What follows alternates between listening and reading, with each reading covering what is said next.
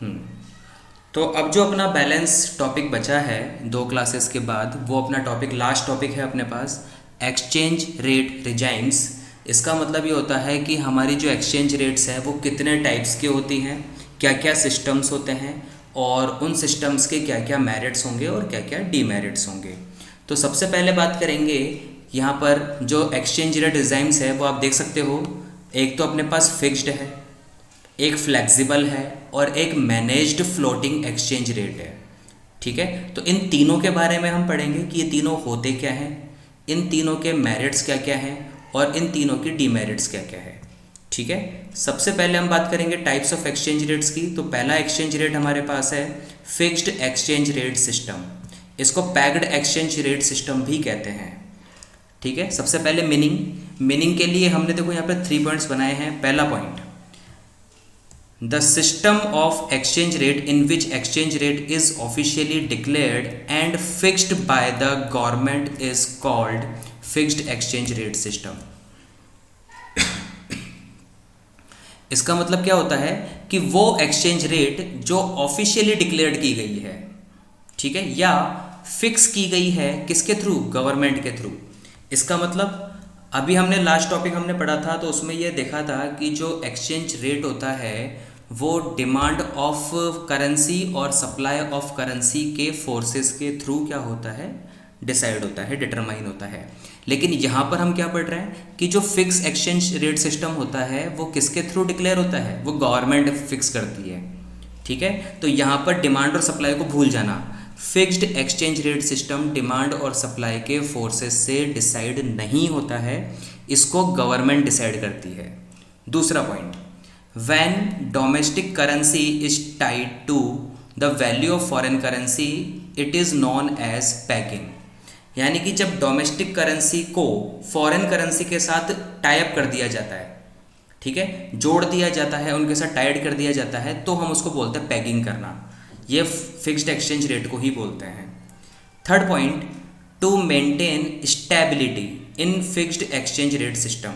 अब स्टेबिलिटी तो रहेगी अगर हम एक्सचेंज रेट को फिक्स कर दें, यानी वो बदलेगा ही नहीं, फिक्स रहेगा हमेशा। ठीक है, एक्सचेंज रेट हमेशा फिक्स रहेगा, तो उसमें स्टेबिलिटी तो रहेगी रहेगी। तो गवर्नमेंट डिसाइड करती है कि उसको किस लेवल पे हमें स्टेबल करना है। Government buys foreign currencies when exchange rate appreciates. Exchange rate appreciate का मतलब ये है कि जब डॉलर के मुकाबले में रुपए की जो वैल्यू है वो इंक्रीज होगी, यानी रुपए के जो वैल्यू है वो 75 से 70 हो जाएगा। यानी वैसे तो कम हो रहा है, 75 से 70 हो रहा है, लेकिन हम उसको बोलते हैं एप्रिशिएट हो रहा है। क्यों? क्योंकि हमें $1 के मुकाबले में रुपीस कम देने पड़ेंगे। तो इसका मतलब होता है हमारी जो करेंसी है वो क्या हो रही है, एप्रिशिएट हो रही है। ठीक है, तो उस केस में क्या करती है गवर्नमेंट, क्या करती है, बाय करती है फॉरेन करेंसीज को। क्यों? क्योंकि रेट कम हो गया, 75 की जगह 70 रुपीज़ पर डॉलर हो गया। ठीक है, तो गवर्नमेंट क्या करेगी, फॉरेन करेंसी को बाय करेगी। क्यों बाय करने का मतलब, परचेज जब करेगी तो वो 75 की जगह 70 रुपीज़ पे कर रही है। ठीक है, तो गवर्नमेंट को बेनिफिट होगा। और जब ये रेट इंक्रीज हो जाएगी, यानी कि जब एक्सचेंज रेट डेप्रिशिएट हो जाएगी, तो हम फॉरेन करेंसी को क्या कर देंगे, सेल कर देंगे। कब? Exchange rate depreciates, sell foreign currency when exchange rate depreciate. ठीक है, एक्सचेंज की रेट डेप्रिशिएट हो गई, दैट मीन्स हमारा जो 70 रुपीज़ का जो पर डॉलर था वो 75 रुपीज़ हो गया। अब गवर्नमेंट क्या करेगी, जो 70 रुपीज़ पर डॉलर पे जो एक्सचेंज रेट में करेंसी परचेज की थी, अब वो 75 रुपीज़ में क्या कर देगी, सेल कर देगी। तो गवर्नमेंट को 5 रुपीज़ पर डॉलर का बेनिफिट होगा। ठीक है, तो ऐसे मेंटेन करने के लिए क्या करती है गवर्नमेंट, बाय और सेल करती है। This process is called paging operations. इनको पैगिंग ऑपरेशंस कहते हैं।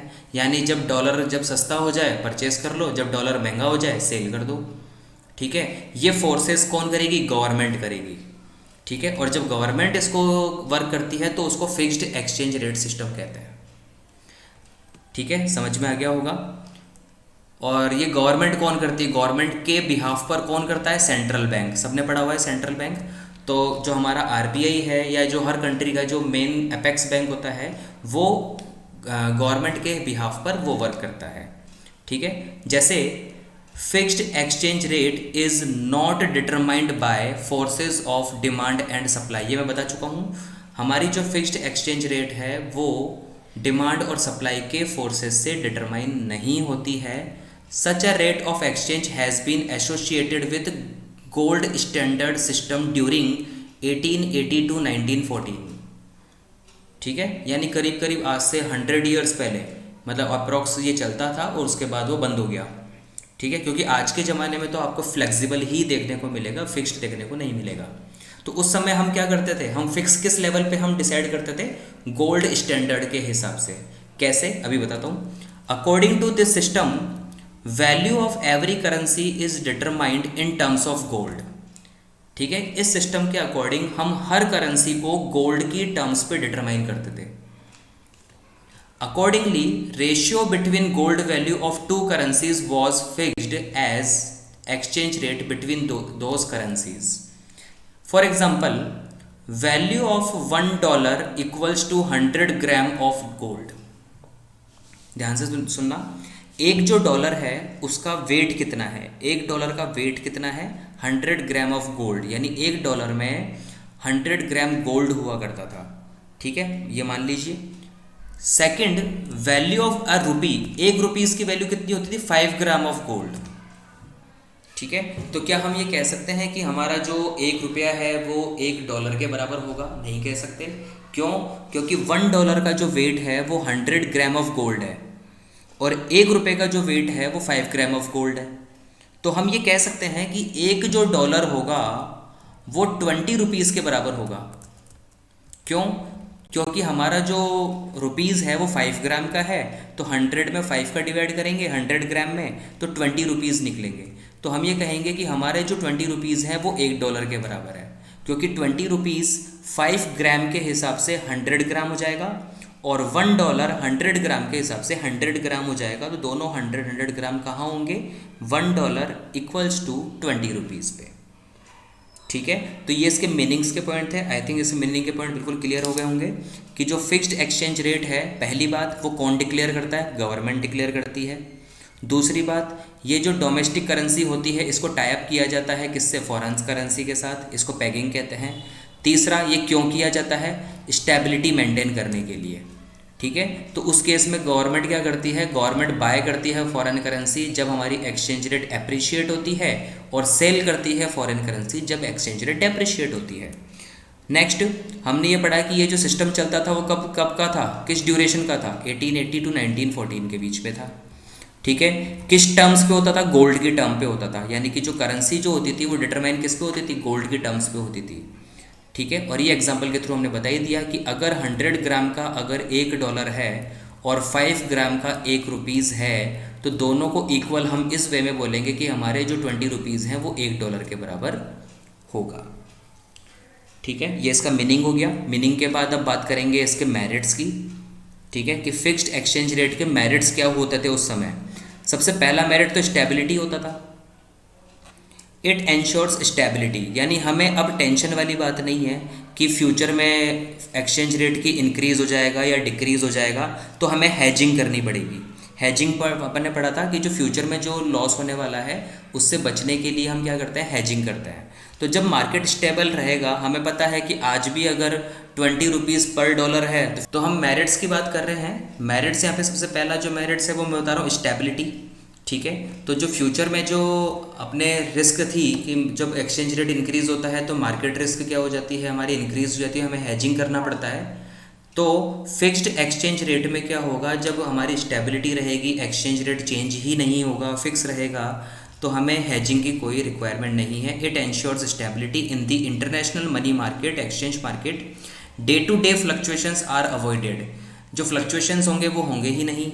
ठीक है, तो लॉन्ग टर्म जो पॉलिसीज़ होगी, जो लॉन्ग टर्म पॉलिसीज़ होगी, इकोनॉमिक पॉलिसीज़ होगी, वो हम बहुत इजीली बना सकते हैं इंपोर्ट एक्सपोर्ट के लिए।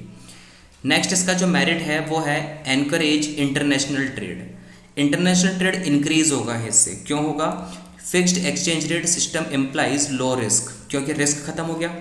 लो uncertainty of future payments, future payment के लिए जो अनसर्टेनिटी है वो ख़त्म हो गई, क्योंकि हमें अब वो टेंशन नहीं है कि फ्यूचर में प्राइस इंक्रीज़ हो जाएगा तो क्या होगा, डिक्रीज़ हो जाएगा तो क्या होगा। It encourage international trade, international trade इससे क्या होगा, हमारा इंक्रीज हो जाएगा। नेक्स्ट इसका जो मेरिट है वो है coordination of macro policies. Fixed exchange rate helps coordination of macro policies across different countries of the world, यानी पूरे वर्ल्ड में जितनी अलग अलग कंट्रीज हैं वो क्या कर सकती हैं, मैक्रो पॉलिसीज बना सकती है और अब आपस में कोऑर्डिनेट करके एक दूसरे की हेल्प कर सकते हैं। ठीक है, क्योंकि वहाँ पर जो एक्सचेंज रेट की कैलकुलेशन होगी वो क्या होगी, काफ़ी इजी होगी। Long term economic policies can be drawn in the area of international trade and bilateral trade agreements. जो लॉन्ग टर्म पॉलिसीज होगी वो बहुत इजीली हम बना सकते हैं, और जो बायलैटरल ट्रेड एग्रीमेंट्स होंगे, यूनिलैटरल होता है वन वे, बायलैटरल्स होते हैं टू वे। ठीक है, तो जो टू वे ट्रेड एग्रीमेंट्स होंगे वो भी हम बहुत इजीली बना पाएंगे फिक्स्ड एक्सचेंज रेट में। तो तीन हमारे पास यहाँ पे मेरिट्स हैं, स्टेबिलिटी रहेगी, इंटरनेशनल ट्रेड इंक्रीज होगा, एनकरेज करेंगे है, और कोऑर्डिनेशन किस में होगा, मैक्रो पॉलिसीज, है ना, which is made by different countries of the world. लेकिन इसके कुछ डीमेरिट्स भी हैं। तो डीमेरिट्स की हम बात करते हैं, तो डीमेरिट्स नंबर 1 है ह्यूज इंटरनेशनल रिजर्व। ठीक है, फिक्स्ड एक्सचेंज रेट सिस्टम में क्या होगा कि हमें इंटरनेशनल रिजर्व रखना पड़ेगा गोल्ड का बहुत सारा। क्यों? क्योंकि जितनी भी करेंसीज में ट्रेडिंग होगी वो करेंसीज डायरेक्टली या इनडायरेक्टली गोल्ड में कन्वर्ट होती है, तो गोल्ड में ट्रेडिंग करनी है तो गोल्ड का रिजर्व हमारे पास होना कंपलसरी है। सेकंड इसका जो है वो रिस्ट्रिक्टेड मूवमेंट ऑफ कैपिटल है। ठीक है, यानी कि जो कैपिटल का मूवमेंट होगा वो क्या हो जाएगा, रेस्ट्रिक्ट हो जाएगा, क्योंकि फिक्स कैपिटल हो गई। ठीक है, तो जो फ्लेक्सिबल वाले जो बेनिफिट्स थे वो हमें फिक्स कैपिटल में नहीं मिलेंगे।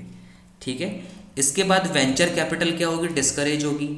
वेंचर कैपिटल क्या है, venture capital in the international money market refers to investment in the purchase of foreign exchange in the international money market with a view of earn profits. ठीक है, यानी कि जो इंटरनेशनल मनी मार्केट में क्या होता है, हमें परचेज करना होता है फॉरेन एक्सचेंज, यानी हमें इन्वेस्टमेंट करना होता है फॉरेन एक्सचेंज के अंदर, किसके लिए, किसके पॉइंट ऑफ व्यू के लिए, प्रॉफिट कमाने के लिए। यानी इंटरनेशनल मार्केट में फॉरेन एक्सचेंज को परचेज करने के लिए या उसमें इन्वेस्ट करने के लिए प्रॉफिट अर्न के पॉइंट ऑफ व्यू से, तो वो हमारा जो मनी कहलाएगा, जिस मनी को हम इन्वेस्ट करना चाहते हैं वो क्या कहलाएगा, हमारा वेंचर कैपिटल कहलाएगा। फिक्स्ड एक्सचेंज रेट डिस्करेज सच इन्वेस्टमेंट। जब आपको पता है कि आज अगर मैं 100 रुपीज़ इन्वेस्ट करने वाला हूँ तो 6 मंथ के बाद या 1 ईयर के या 2 ईयर के बाद वो 100 रुपीज़ ही रहने वाला है। क्यों? क्योंकि फिक्स रेट है, तो हम इन्वेस्टमेंट करेंगे ही नहीं। ठीक है, तो ये भी क्या होगा, डिस्करेज होगा। ठीक है, इसके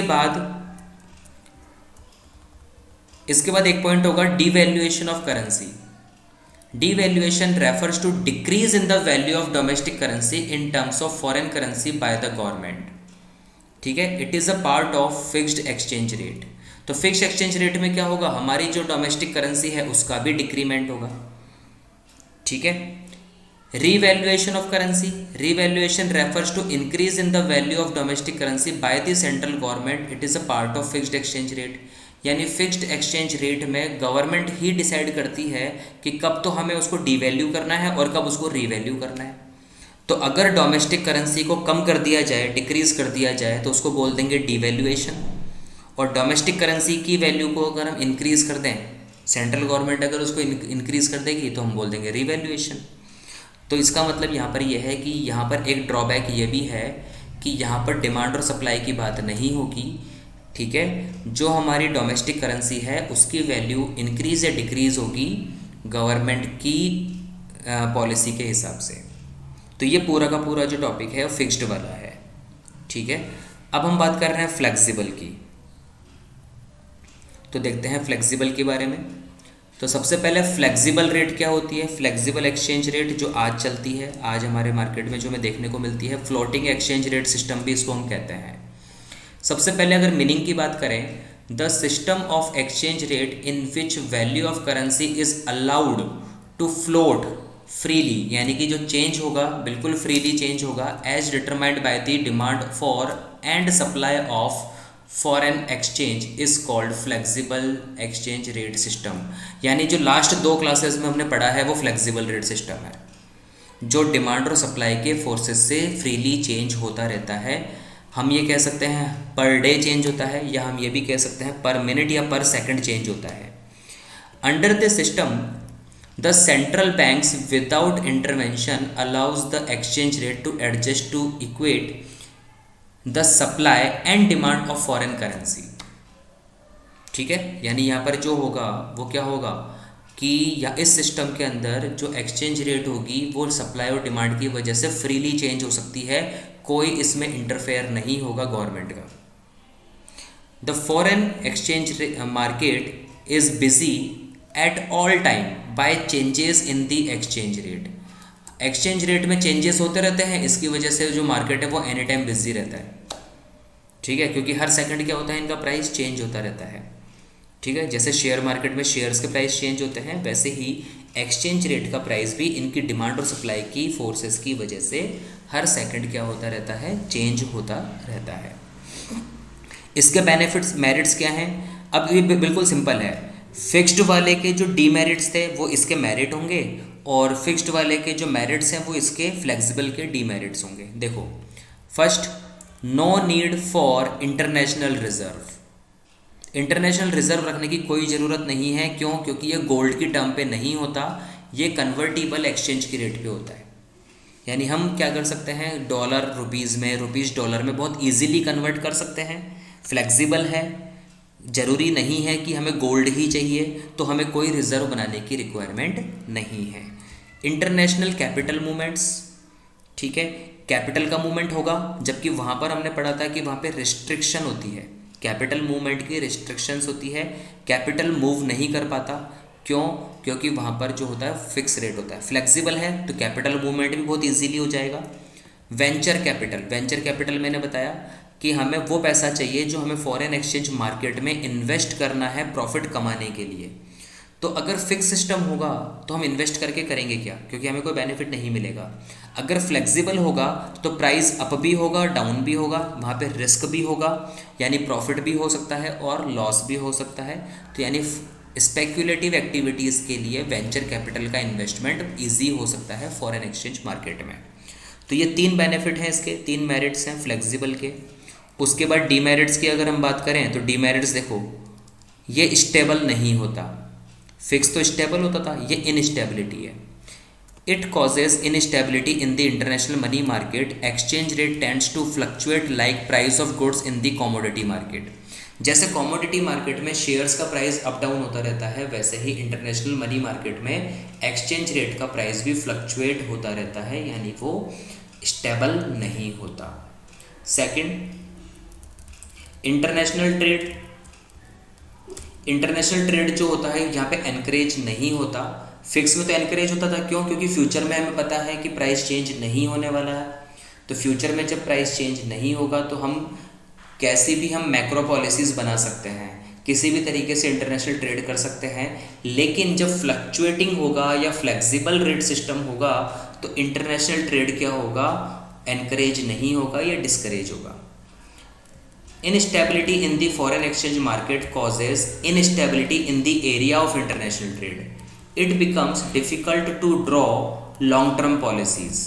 हम लॉन्ग टर्म पॉलिसी बना ही नहीं सकते। क्यों? क्योंकि हमें नहीं पता कि आज से 6 महीने बाद, 1 ईयर के बाद या 2 ईयर्स के बाद एक्सचेंज रेट क्या होने वाला है। तो हम एक्सपोर्ट इम्पोर्ट की जो पॉलिसीज़ हैं वो आज हम क्रिएट नहीं कर सकते। ठीक है, मैक्रो पॉलिसीज़ भी नहीं बना सकते, वही सेम कारण है। क्यों? क्योंकि फिक्स एक्सचेंज रेट में तो कोऑर्डिनेशन होता है, जबकि फ्लेक्सिबल क्या करता है, डिफ़िकल्ट प्रोपोर्शन होता है, प्रपोजिशन इसका डिफ़िकल्ट रहता है, क्योंकि डे टू डे फ्लक्चुएशंस की वजह से एक्सचेंज रेट, ठीक है, डिसाइड करना मुश्किल हो जाता है बायलैटरल ट्रेड एग्रीमेंट्स में। ठीक है, इसके बाद यहाँ पर है करेंसी डेप्रिसिएशन। ये क्या होता है? Currency depreciation refers to decrease in the value of domestic currency in terms of foreign currency. It makes the domestic currencies less valuable and more of it is required by a foreign currencies. It is a part of flexible rate system. हालांकि ये देखने में आपको नया लग रहा होगा, लेकिन ये कोई नया पॉइंट नहीं है।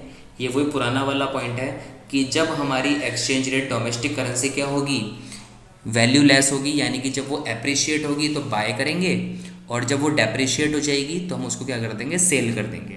ठीक है, तो जो डिमांड और सप्लाई का फोर्सेस था बाय और सेल के लिए, उसी को हम कहते हैं करेंसी डेप्रिसिएशन। फॉर एग्जांपल, जैसे हम बोलते हैं कि जो रुपीज़ है हमारा, ठीक है, वो डेप्रिशिएट हो गया। कैसे डेप्रिशिएट हो गया? जो $1 था वो पहले 60 का था, अब 65 का हो गया। तो इसको हम बोलेंगे कि हमारी जो रुपए की वैल्यू है वो डेप्रिशिएट हो गई। क्यों? क्योंकि $1 परचेस करने के लिए पहले हमें 60 रुपीज़ पे करने पड़ते थे, अब हमें 65 पे करने पड़ रहे हैं। ठीक है, तो जब हम ज़्यादा पे करते हैं तो यानी हमारे रुपए की जो वैल्यू है वो क्या हो गई? डेप्रिशिएट हो गई। क्लियर? इसके बाद देखिए करेंसी एप्रिसिएशन, ये जस्ट अपोजिट है। जब हमारे रुपए की वैल्यू क्या हो जाए? इंक्रीज हो जाए, तो उसको हम बोलेंगे करेंसी एप्रिसिएशन। देखो नीचे example, Indian rupee appreciates when price of $1 falls from 60 to 55। 60 से अगर 55 हो गया तो अब हमें $1 परचेस करने के लिए 60 रुपीज़ की जगह 55 ही पे करना पड़ेगा। तो इसको हम कहेंगे कि हमारा जो इंडियन रुपी है वो एप्रिशिएट हो गया, तो इसको बोलेंगे currency appreciation, and it is a part of flexible exchange rate. ठीक है, तो जब प्राइस में चेंज होता है तो डिमांड सप्लाई चेंज होती है, तो वो फ्लेक्सिबल का पार्ट है, और जब गवर्नमेंट बाय और सेल करती है तो वो फिक्स्ड का पार्ट है। ठीक है ना? तो यहाँ पे ये वाला सिस्टम समझ में आ गया होगा। अब इसके बाद देखो थर्ड वाला पॉइंट जो था वो managed floating rate system. Managed, पहला वाला फिक्स हम पढ़ चुके हैं, सेकंड फ्लेक्सिबल हम कर चुके हैं, थर्ड जो है वो मैनेज्ड है। मैनेज्ड का मतलब मिक्सचर। किसका मिक्सचर? फिक्स्ड का और फ्लेक्सिबल, दोनों का मिक्सचर कर लो, मैनेज्ड बन जाएगा। Managed floating exchange rate is a mixture of flexible exchange rate and fixed exchange rate. अगर हम दोनों को मिक्स कर दें तो बन जाएगा मैनेज्ड। यानी जहाँ फ्लेक्सिबल की रिक्वायरमेंट है वहाँ फ्लेक्सिबल के मेरिट्स को ले लिया जाएगा, और जहाँ पर फ्लेक्सिबल का फिक्स की रिक्वायरमेंट है वहाँ फिक्स के मेरिट्स को ले लिया जाएगा। ठीक है, फिक्स के मेरिट्स ले लो, फ्लेक्सिबल के मेरिट्स ले लो, दोनों को मिलाकर जो हम बनाएंगे वो क्या हो जाएगा? मैनेज्ड हो जाएगा। In other words, it refers to a system in which foreign exchange is determined by free market forces, यानी इसमें डिमांड और सप्लाई का फोर्सेस भी होगा, which can be influenced by the intervention of central bank, यानी उसमें government का intervention यानी इंटरफेयर भी होगा सेंट्रल बैंक का। यानी दोनों ही इसमें देखे जाएंगे, डिमांड और सप्लाई की फोर्सेस भी होगी और सेंट्रल बैंक का इंटरवेंशन भी होगा। Under this system also called dirty floating, इसको डर्टी फ्लोटिंग भी कहते हैं। Central banks intervene to buy or sell foreign currencies in an attempt to stabilize exchange rate movement in case of extreme appreciation or depreciation। यानी जब market में बहुत ज़्यादा appreciation हो जाए या बहुत ज़्यादा डेप्रिसिएशन हो जाए, तब गवर्नमेंट क्या करती है? बीच में इंटरफेयर करती है और फॉरेन करेंसीज को बाय या सेल करती है अकॉर्डिंग टू सिचुएशन। ठीक है, यानी मैनेज्ड में क्या होगा? डिमांड सप्लाई पे चलता रहेगा, लेकिन जब मूवमेंट बहुत ज़्यादा एक्सट्रीमली लेवल पे अप्रिशिएट या डेप्रिशिएट होगा, तब सेंट्रल गवर्नमेंट या सेंट्रल बैंक जो होगी वो बीच में इंटरफेयर करेगी और फॉरेन करेंसीज को बाय और सेल करके उसको वापस नॉर्मल लेवल पर लाने की कोशिश करेगी। ठीक है, ये 3 टॉपिक्स थे हमारे पास। इसके बाद 2 छोटे छोटे टॉपिक और हैं, फिर अपना चैप्टर खत्म। Kinds of foreign exchange market. Foreign exchange market कितने टाइप का होता है, या फॉरेन एक्सचेंज रेट जो होती है वो कितने टाइप की होती है? तो 2 होते हैं केवल, स्पॉट मार्केट और फॉरवर्ड मार्केट। बहुत इजी है। स्पॉट मार्केट किसे कहते हैं? If the operations is of daily nature. बहुत इजी है। आज आप कोई करेंसी परचेज करो और आज ही आप उसको सेल कर दो, डेली नेचर, आज परचेज किया आज ही सेल कर दिया, it is called spot market या current market. The exchange rate that prevails in the spot market for foreign exchange is called spot rate.